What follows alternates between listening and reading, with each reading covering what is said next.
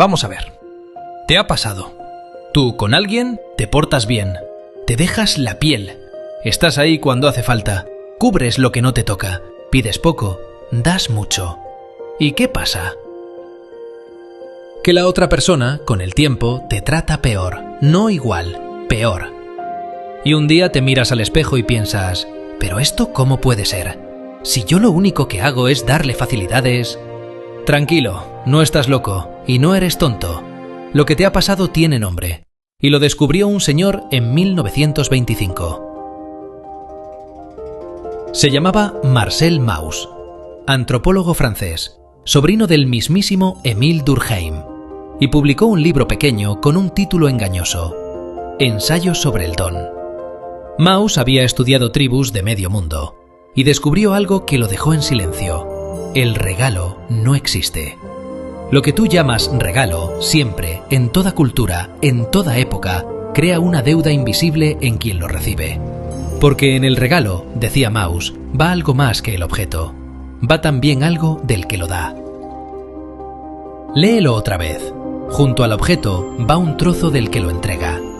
Cuando te entregas, no haces solo favores. Entregas trozos de ti, y el otro lo nota. Y aquí viene lo importante. Estar en deuda molesta. Es como tener una piedrecita en el zapato. Pequeña, soportable, pero ahí, siempre ahí. ¿Y qué hace el cerebro para quitarse la piedra? Tiene dos opciones. Una es pagar. Reconocer lo que le diste, ponerse a tu altura y devolvértelo. Eso cuesta. La otra es más cómoda. Quitarle valor a lo que hiciste. Convencerse de que en realidad no era para tanto. Que lo dabas porque eras tonto, o porque no tenías a nadie mejor, o porque algo sacabas a cambio. ¿Y sabes qué consigue con eso? Que la deuda desaparezca. Porque si lo que le diste no valía nada, ya no te debe nada. Por eso el que recibe demasiado de alguien con el tiempo lo desprecia. No es ingratitud, es defensa. Ahora mira tu vida. Mira a ese amigo al que llevas años haciéndole favores. Le pides una hora y te dice que anda liado. Mira a esa pareja a la que se lo has cubierto todo durante años, y un día te suelta que no la valoras. Mira a esa familia a la que sostuviste cuando se hundía, y ahora, en la cena, eres el primero al que le cae la pullita. En todos esos sitios pasó lo mismo. Fíjate bien, diste tanto que dejaste de tener valor. Te volviste como la luz del salón. Nadie le da las gracias a la luz por encenderse. Solo se acuerda de ella cuando se va. Nietzsche lo vio venir hace más de 100 años. En la genealogía de la moral. Le puso nombre, resentimiento. Y dijo una cosa difícil de digerir, que al que es virtuoso no se le perdona la virtud. Que tu sola presencia le recuerda al otro lo que él no es. Y ese recuerdo, repetido día tras día, se pudre y se vuelve hostilidad. No te odian por lo que haces mal.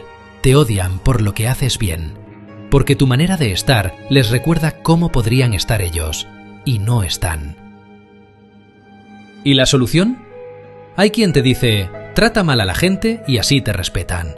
No, ese es el camino del que no ha entendido nada. Lo que hay debajo de todo esto es algo más fino, algo que Kant dejó dicho magistralmente. Decía que hay dos cosas que la gente confunde siempre, la estima y el respeto. La estima te la ganas siendo simpático, útil, disponible, diciendo que sí a todo. El respeto no. El respeto se gana siendo una persona con contornos, con un sí y un no, con una línea que no se cruza y que se nota desde fuera. Y aquí está la gran paradoja. Cuanto más buscas la estima, más destruyes el respeto. Porque alguien que dice que sí a todo no es alguien, es una función, una utilidad, algo que se usa. Y a lo que se usa no se le respeta, se le sustituye, en cuanto aparece algo mejor. Así que las preguntas que te dejo son estas. ¿En cuántas relaciones de tu vida llevas tiempo siendo función en vez de persona?